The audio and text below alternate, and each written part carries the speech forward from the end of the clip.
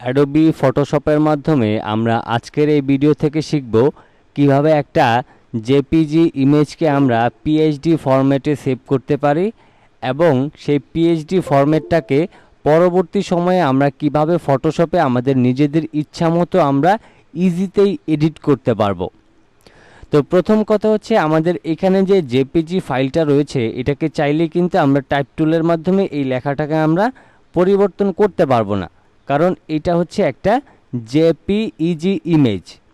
এখন JPG image যেহেতু edit করা যায় না, সেক্ষেত্রে আমাদের এডিট করার জন্য আমাদেরকে ফরম্যাটটাকে পিএইচডি ফরম্যাটে প্রয়োজন পড়ে।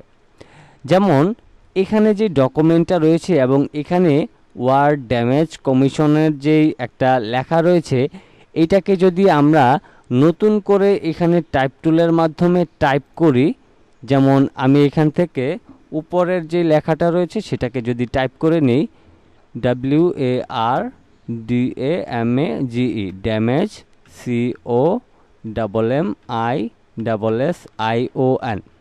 তো এখন আমরা এখান থেকে ওয়ার্ড ড্যামেজ কমিশন এই লেখাটাকে লিখে নিলাম। এখন এই লেখাটাকে আমি একটু ছোট করে নিচ্ছি আমরা যাতে এই সম্পূর্ণ পেজটাতে আমরা এটাকে অ্যাডজাস্ট করতে পারি।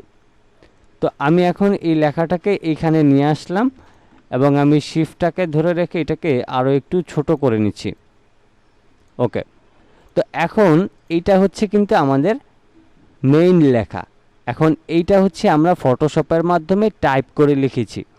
এখন এই লেখাটাকে আমরা এটার সাথে অ্যাডজাস্ট করার জন্য আমরা প্রথমে সিলেক্ট করে আমরা এটার ফন্টটাকে একটু পরিবর্তন করে দেখি আমরা সেম ফন্টটাকে মিলাতে পারি কিনা। তো আমি হচ্ছে এখন ডাউন অ্যারো কি চেপে আমরা এই ফন্টটাকে একটু মিলাই নেওয়ার চেষ্টা করতেছি, তাইলে আপনাদেরকে সম্পূর্ণ বিষয়টা ক্লিয়ার করতে পারবো। তা আমি হচ্ছে এখান থেকে মোটামুটি এই ফন্টটা, বাট আমি আরেকটু চেষ্টা করি দেখি আমাদের অরিজিনাল ফন্টটা পাই কিনা।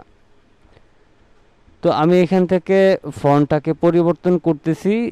এখন ধরেন আমাদের এটাই সেই ফন্ট। হ্যাঁ, আমি এখান থেকে ধরেন এটাকে একটু বোল্ড করে দিলাম এবং ওকে করে দিলাম। এখন এখানে ধরেন দুইটা ফন্টে কিন্তু আমাদের সেম আকারে রয়েছে, ধরতে পারেন। আমরা জাস্ট বোঝার সুবিধার্থে আমরা ধরে নিলাম যে এটাই আমাদের সেই ফন্ট।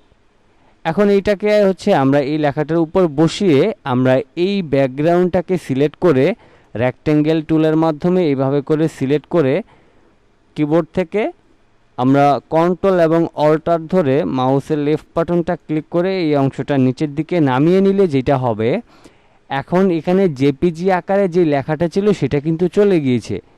এখন এখানে যেটা রয়েছে সেটা হচ্ছে শুধুমাত্র আমাদের টাইপ করা অংশটাই কিন্তু এখানে রয়ে গিয়েছে। তো এখন এই যে আমরা এখানে লেখাটা লিখে নিলাম, ধরেন এই ফরম্যাটটাকে আমরা এখন পিএইচডি আকারে যদি সেভ করি, তাইলে কিন্তু সেটাকে আমরা পরবর্তী সময়ে জাস্ট এই টাইপ টুলের মাধ্যমে এইভাবে করে সিলেক্ট করে এডিট করতে পারবো। বিষয়টা আরও বোঝানোর জন্য এখন আমরা এই ফাইলটাকে জেপিজি একটা ফরম্যাটে সেভ করব এবং পিএনজি ফরম্যাটে একটা সেভ করব। তো প্রথমে হচ্ছে ধরেন এখান থেকে আমি একটা কাজ করি, আমি এখান থেকে এই কালারটাকে রেড কালার করে দিই। ওকে, এবার আমরা ফাইল থেকে সেভ অ্যাসে গেলাম, তারপর ডেস্কটপটাকে সিলেক্ট করে আমি প্রথমে এটাকে জেপিজি আকারে একটা সেভ করে নিই। জেপিজি আকারে হচ্ছে আমি ধরেন এখানে প্রথমে 100 দিয়ে জেপিজিটাকে আমি সেভ করে নিলাম। ওকে, এবার এটাকে সেভ করে দিলাম। এখন এই ফাইলটাকে আমরা আবারও একটাকে পিএইচডি ফরম্যাটে সেভ করব। পিএইচডি ফরম্যাটে সেভ করার জন্য আবারও ফাইল অপশন থেকে সেভ অ্যাসে যাব, এরপর ডেস্কটপটাকে সিলেক্ট করে এই যে দেখেন ফটোশপ পিএইচডিটা কিন্তু অটোমেটিক্যালি সেভ করাই থাকে। তো আপনি একদম উপরের অপশনটাকে সেট করে আমি এখন ধরেন এটাকে ফাইল নেম দিয়ে দিচ্ছি 200। তার মানে জেপিজি ফরম্যাটটা হচ্ছে আমাদের 100 দিয়ে সেভ করলাম এবং পিএইচডি ফরম্যাটটাকে আমরা 200 দিয়ে এখান থেকে সেভ করলাম। ওকে, এবার যদি আমরা এখান থেকে কাজ করা ফাইলটাকে সম্পূর্ণটা ডিলিট করে দেই, তাহলে কিন্তু আমাদের আর কোনো কিছুই কিন্তু রইল না। এখন যেটা রয়েছে সেটা হচ্ছে আমাদের ডেস্কটপে দুইটা ফাইল রয়েছে, একটা হচ্ছে জেপিইজি, একটা হচ্ছে পিএইচডি। তো এখন আমি যদি আমার ডেস্কটপে নিয়ে যাই, দেখেন এইটা হচ্ছে পিএসডি ফরম্যাট এবং এই যে অ্যাকশন নামের যে ফাইলটা রয়েছে এটা হচ্ছে আমাদের জেপিইজি। এখন দুইটা ফরম্যাটের দেখেন এখানেই কিন্তু পার্থক্য রয়েছে, যেমন একটা হচ্ছে ফটোশপের যে আইকনটা রয়েছে সেটা এটার মধ্যে শো করতেছে, আর একটা ইমেজ তো ইমেজের মতোই দেখা যাচ্ছে। এবার আমরা যদি আবারও ফটোশপে চলে যাই, এখন আমরা যদি ধরেন ফাইল থেকে আমরা ওপেন অপশনে ক্লিক করে আমরা যদি এই অ্যাকশন নামের যে জেপিজি ফাইলটা রয়েছে এটাকে যদি আমি ওপেন করি, দেখেন এটা কিন্তু একটা জেপিইজি ফাইল। এই যে এখানে দেখেন ফরম্যাটের এখানে কিন্তু লেখা রয়েছে। এখন এই যে এখানে যে রেড কালারের আমরা যে লেখাটা লিখলাম, এখন ধরেন এটাকে আমাদের কালো করার প্রয়োজন। তো এখন আমরা যদি এই লেখাটাকে টাইপ টুল দিয়ে সিলেক্ট করতে চাই, সেটা কিন্তু সিলেক্ট হয় না বা হবে না। কারণটা হচ্ছে এটাকে আমরা জেপিইজি হিসেবে সেভ করে ফেলেছি। কারণটা হচ্ছে জেপিইজি হচ্ছে একটা ছবি, এই যে ফরম্যাটটাকে আমরা সেভ করেছি এটা ছবি হিসেবে একটা সেভ হয়ে গিয়েছে। আর আমরা যে পিএইচডি আকারের যেই ফাইলটাকে সেভ করেছি সেটা ফটোশপেরই একটা অপশন হিসেবে সেভ হয়েছে, যেটাকে আমরা চাইলেই পরবর্তীতে টাইপ টুলে কিন্তু এডিট করতে পারি। যেমন এখানে আমাদের জেপিজি ফরম্যাটটা ওপেন রয়েছে। এখন যদি আমি ফাইল অপশন থেকে আবারও ওপেনে গিয়ে এখন যদি আমি সেই 200 আমার যে পিএইচডি ফাইলটা রয়েছে সেটাকে ওপেন করি, দেখি সেটাকে এডিট করতে পারে কিনা। এই যে এখানে হচ্ছে 200 নামের যে ফরম্যাটটা রয়েছে সেটাকে আমি এখন ওপেন করলাম। এখন এইটা হচ্ছে দেখেন এটা হচ্ছে আমাদের পিএসডি ফরম্যাট এবং এইটা হচ্ছে আমাদের জেপিইজি ফরম্যাট। জেপিজি ফরম্যাটটাকে আমরা এই টাইপ টুলের মাধ্যমে সিলেক্ট করতে পারতেছি না।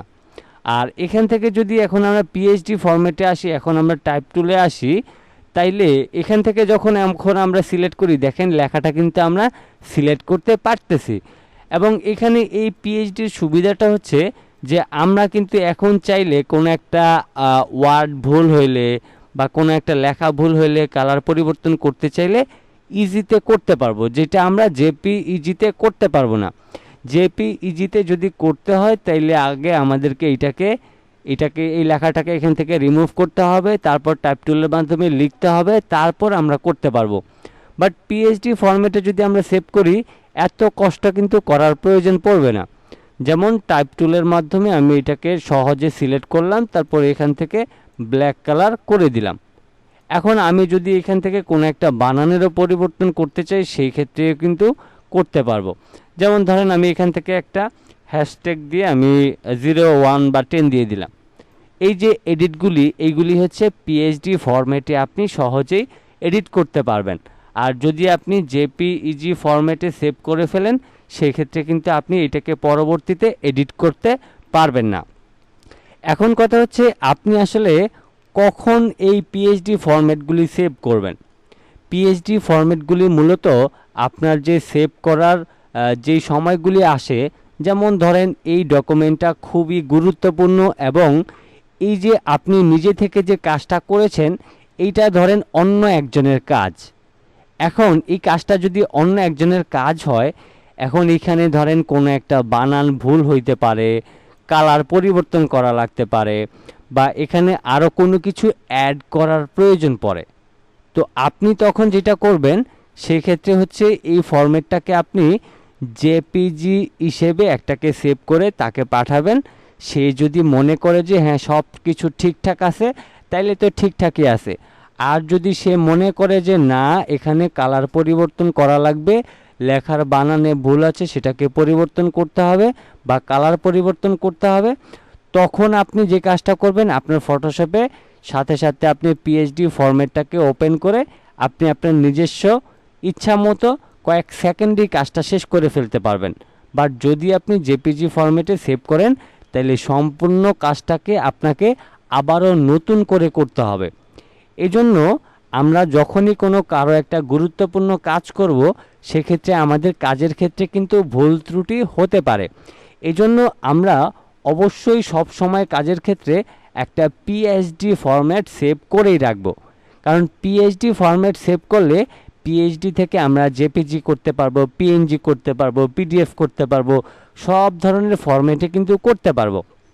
এবং পিএইচডির যে সুবিধাটা রয়েছে সেটা হচ্ছে আমাদের ইচ্ছা মতো পরবর্তীতে আমরা কাস্টমাইজ করতে পারবো এবং এডিট করে আমরা খুবই দ্রুত এবং সহজে কাজটা শেষ করে নিতে পারবো। এইটা হচ্ছে পিএইচডি ফরম্যাটের সুবিধা। আজকের মতো এই পর্যন্তই ছিল। সবাই ভালো থাকবেন, সুস্থ থাকবেন। আল্লাহ হাফেজ।